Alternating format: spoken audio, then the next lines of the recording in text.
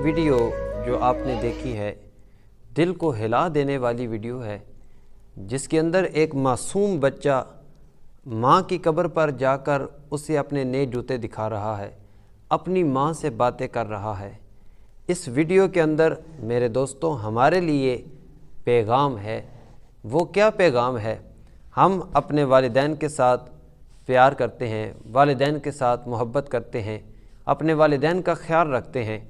अगर वो बीमार हो जाएं, हम उन्हें हॉस्पिटल ले जाते हैं, उनके इलाज कराते हैं, उनकी मेडिसिन पर ख़र्चा करते हैं, अपने वालिदैन को पैसा देते हैं।